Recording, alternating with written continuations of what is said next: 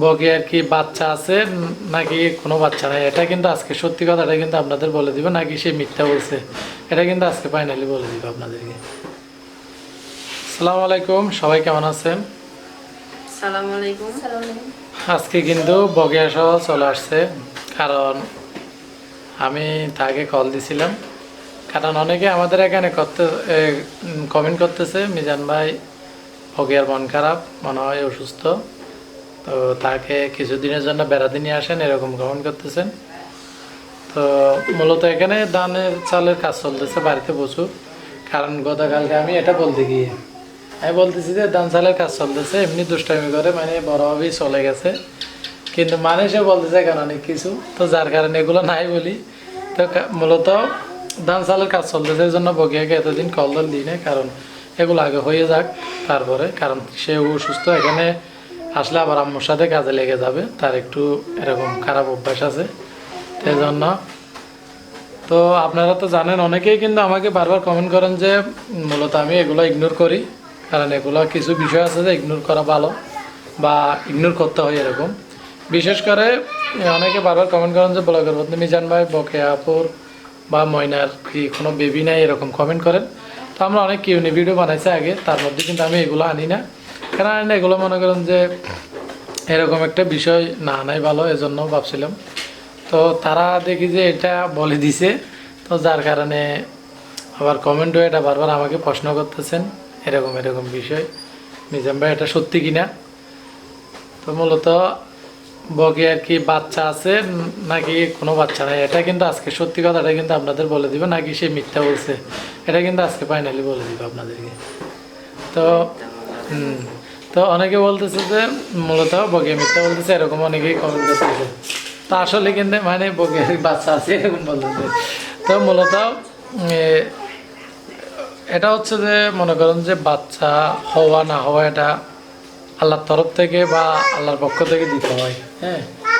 কারণ আমরা বিয়ে করার 1 বছর 2 বছরের পরে, 1 বছর পর না, তো আমাদের বাচ্চা হয়েছে, বড় ভাইয়েরও হয়েছে, তাহলে সাকিব বিয়ে করছে, সাকিবেরও যদি ভালো কিছু হয় ইনশাল্লাহ বেবি আসবে।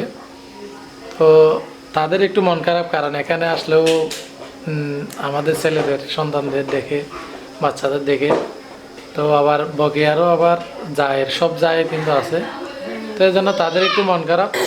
তো মূলত এটা হচ্ছে ভাগ্য, এটা নিয়ে মন খারাপ করলে হবে না। তো ময়নারও সেম, তো হয়তো এটা ভাগ্য খারাপ, তো চিকিৎসাও চলতেছে, আজকেও ডাক্তারের কাছে গেছিল মনে হয়, ওকে আজকেও ডাক্তারের কাছে গেছিল।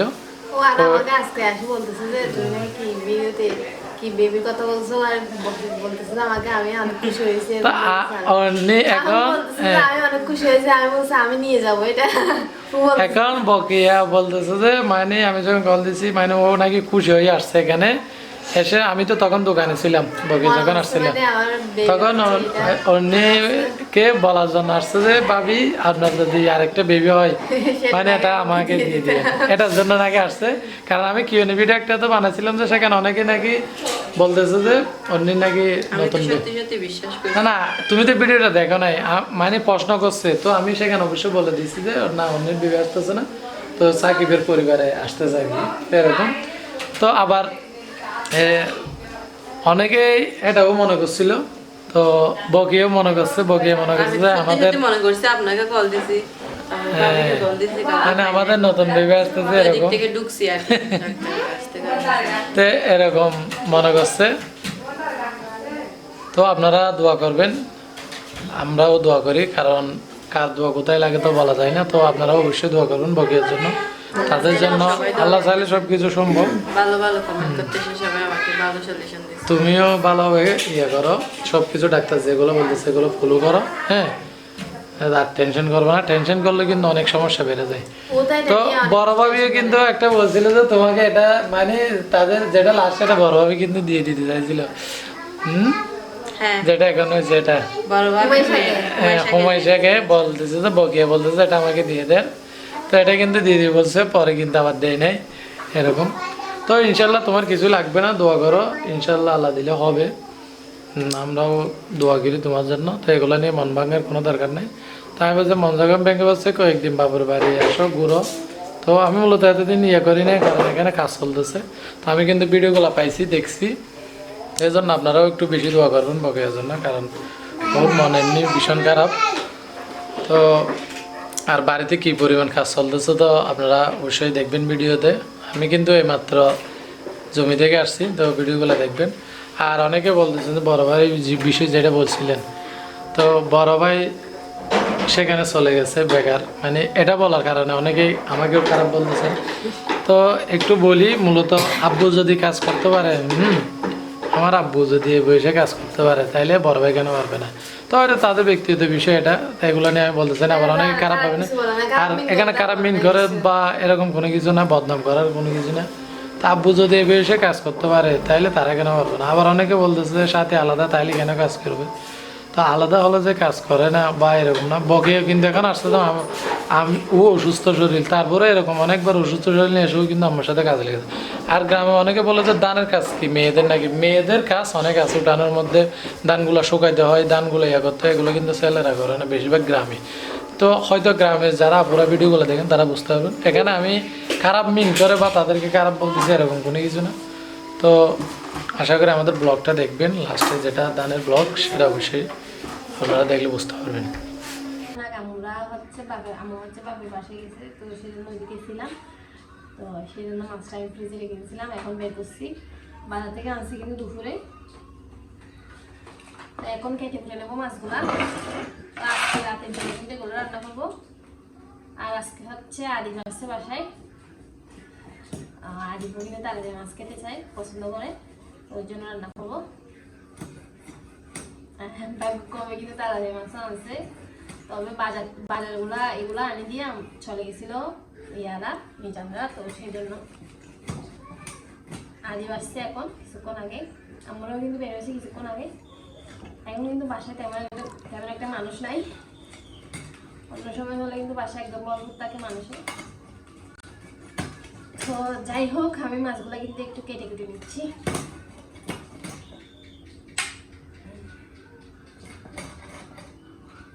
যে তারি মাছগুলো কিন্তু এখনো জ্যান্ত দেবো, নড়তেছে একদম।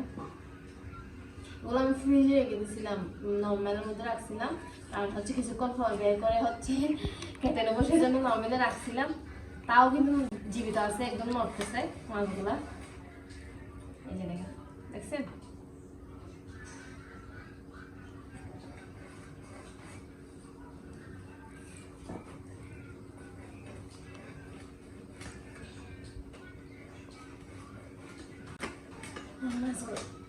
ভাবিরও গেছে কিন্তু অনেকদিন হয়েছে, প্রায় 6-7 দিন হয়ে যাবে মনে হয় ভাবিরে গেছে বাপের বাড়ি। তো ভাবি এবারে কিন্তু বলে গেছে 1 মাস থাকবে, অনেকদিন পর গেছে, সেজন্য সবসময় তো আর যাওয়া যায় না। যেমন ধরেন আমাদের বাপের বাড়ির কাছে, সেই জন্য আমরা হুট করে চলে যেতে পারি, আর ভাবি যাইতে পারে না। তো সেজন্য ভাবি গেলে একেবারে বেশি দিন থাকি, আসে, বেশি দিন দাঁড়িয়ে আসে। তো বলছে এবার নাকি 1 মাস থাকবে, দেখা যাক কয়দিন থাকে। গেছে এখনো 6-7 দিন মতো হয়ে যাবে। বড় ভাইও কিন্তু আসেনি, বড় ভাইও থেকে গেছে। মুস্তাকিমটা কি করতেছে কি জানি, এমনি কিন্তু আমার সাথে কথা হয়েছে, আমাদের সাথে হয় নাই। এই যদি করতে করতে আর ফোন করে খবর নেওয়া হয় না।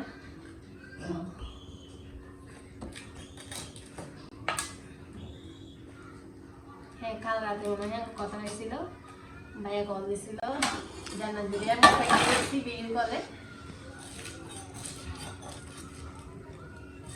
তো এভাবে চলতেছে আর কি। তো রাতের জন্য ভাবতেছি এগুলো রান্না করবো, আর এগুলো হচ্ছে রেখে দেবো।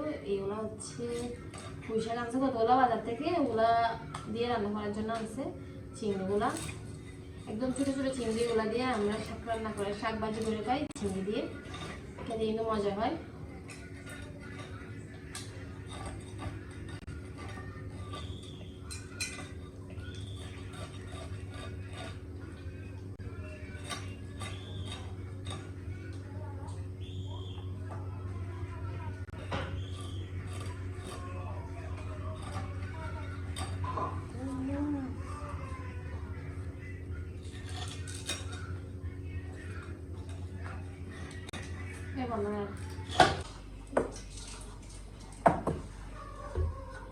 যেখানে আমি মাছগুলো রান্না করে ফেলতেছি এগুলো হচ্ছে এই যে কেটে আমি একদম ধুয়ে নিয়েছি ভালো করে পরিষ্কার করে, আর এদিকে মশলা টসলাও নিয়ে নিয়েছি মাছ রান্না করার জন্য।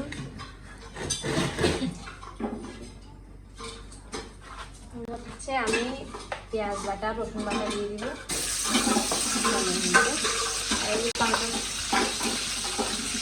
টমেটো খালি করে নিচ্ছি কয়েকটা দেওয়ার জন্য, মশলাটা দিয়ে দিচ্ছি।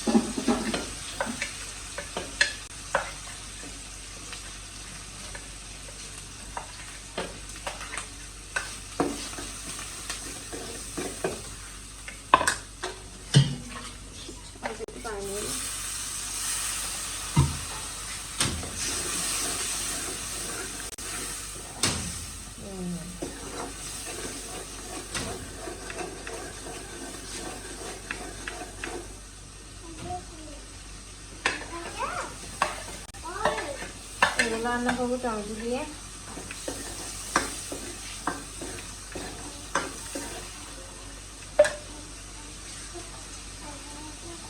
আর কিন্তু প্রচুর গরম পড়তেছে, সকালের দিকে একদম উঠছিল কিন্তু বিকাল করে ঝড় বৃষ্টি হয়েছে, এখন কিন্তু একদম কিরকম একটা গরম গরম লাগতেছে। বিকাল থেকে বৃষ্টি হয়েছে তাও কিন্তু গরম গরম লাগতেছে, সকালে কিন্তু উঠছিল আবার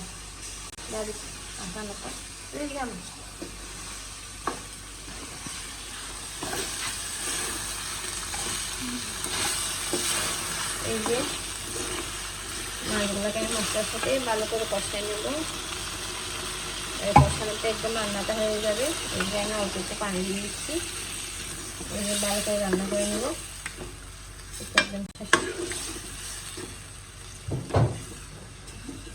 তো একজনের জন্য এক পিস করে দিছি, বাকিগুলো ফ্রিজে রেখে দিচ্ছি,